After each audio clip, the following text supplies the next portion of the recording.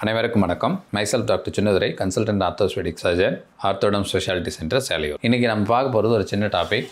அதாவது இந்த ஸ்பைனல் கார்டில் இந்த ரத்த ஓட்டம் எப்படி இருக்குதுன்னு பார்க்க போகிறோம். அண்ட் குறிப்பாக நான் சொன்ன மாதிரி இந்த ஸ்பைனல் கார்டுக்கு மேலே இருக்கிற எபிடியூரா அப்படிங்கிறதுல எபிடியூரல் வெசல்ஸ் இருக்கும்னு சொன்னேன். அந்த டியூராவும் சரி, அந்த எபிடியூரல் வெசல்ஸும் சரி, they're all very pain sensitive structures. ரெண்டாவது, இங்கே ஆர்ட்ரி அப்படின்னு வரும்போது spinal artery, anterior spinal artery அப்படிங்கிற ரத்த ஓட்டம் முன்பக்கமாக ஒன்றும் பின்பக்கமாக ரெண்டும் இருக்கும். ஸோ ஆர்ட்ரின்னா எல்லாருக்கும் தெரியும், ஆக்சிஜனேட்டட் பிளட்டை சப்ளை பண்ணக்கூடிய இடத்துக்கு குழாய்க்கு பேர் தான் ஆர்ட்ரி. அதே சமயத்தில் அந்த ஆக்சிஜன் முடித்தப்புறம் அந்த டீஆக்சிஜனேட் பிளட்டை நம்ம ஹார்ட்டுக்கு கொண்டு போகிற வெசல் பேர் வெயின். அது ஸ்பைனல் கார்டை பொறுத்த வரைக்கும் எப்படி அமைக்கப்பட்டிருக்கும் அப்படின்னா, first intra medullary veins, spinal கார்டுக்குள்ளே இருக்கிற வெயின்ஸ். அதுக்கப்புறமா எக்ஸ்ட்ரா மெடுலரி வெயின்ஸ், அது கூட கம்யூனிகேட் ஆகும். அது ரெட்டிகுலோ மெடுலரி வெயின்ஸ் அப்படிங்கிற வெயின்ஸ் கூட கம்யூனிகேட் ஆகும்.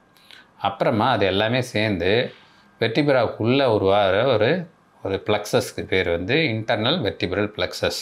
அதுக்கப்புறம் அது வெளியில் வரும்போது எக்ஸ்டர்னல் வெர்டிபிரல் ப்ளக்ஸஸ் அப்படிங்கிற வெயினோட கம்யூனிகேட் ஆகிட்டு எக்ஸ்டர்னல் வெர்டிபிரல் ப்ளக்ஸஸ்ன்னு சொல்கிறியா, அதுதான் பேக்ஸ்டன் ப்ளக்ஸஸ்ன்னு சொல்கிறோம். ஏன் இதை நான் இங்கே பதிவு பண்ணுறேன்னா, இந்த பேக்ஸ்டஸ் ப்ளக்ஸஸ் டைரெக்டாக இந்த ப்ராஸ்டேட்டிக் வெயின், அதாவது ப்ராஸ்டேட்ன்றது மேலில் இருக்கக்கூடிய ஒரு ஆர்கன், அதுக்கு போகிற வெயினுக்கு இது டைரெக்டாக கம்யூனிகேட் ஆகும்.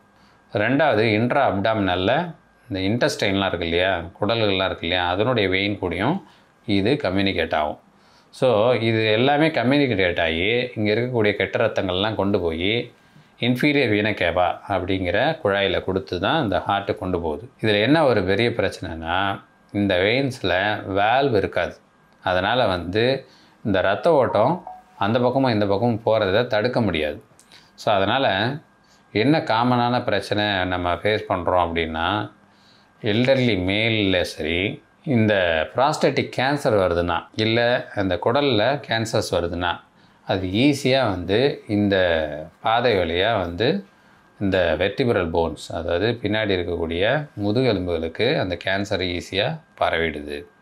இதுக்கு காரணம் இந்த valveless communication between the prostatic vein, external vertebral plexus and gastrointestinal veins, இது எல்லாம் கம்யூனிகேட் ஆகி அந்த இன்ஃபீரியர் வீன கேவாக்கு போகிறதால வேல்வ்லெஸ்ஸாக இருக்கிறது தான் மெயினான காரணம். பெண்கள்லேயும் இந்த கேஸ்ட்ரோஇன்டெஸ்டைனல் குடல் கேன்சர்லாம் ஈஸியாக நம்ம முதுகெலும்பில் போயிட்டு அந்த கேன்சர் முதுகெலும்புலேயும் பரவுறதுக்கு முக்கியமான காரணமாக அமையுது. ஸோ அதனால் இதை பற்றின ஒரு விழிப்புணர்வு கொடுக்கறதுக்காக தான் இந்த வீடியோ உங்களுக்காக. இந்த வீடியோ உங்களுக்கு கண்டிப்பாக யூஸ்ஃபுல்லாக இருக்கும்னு நினைக்கிறேன். இதனால் கேன்சர் சம்மந்தமாக ஏதாவது பிரச்சனைகள் இருந்தால் ஆரம்ப கட்டங்கள்லேயே அதை கண்டுபிடிச்சி அதனுடைய சயின்ஸ் இருந்தால் அதனோட ட்ரீட்மெண்ட் ப்ராப்பராக எடுத்துக்கோங்க. இல்லைன்னா அது மற்ற இடங்களுக்கு ஈஸியாக பரவும். குறிப்பாக ப்ராஸ்டேட்டிக் கேன்சர் அண்டு கேஸ்ட்ரோஇன்டெஸ்டைனல் கேன்சர்ஸ். நன்றி, வணக்கம்.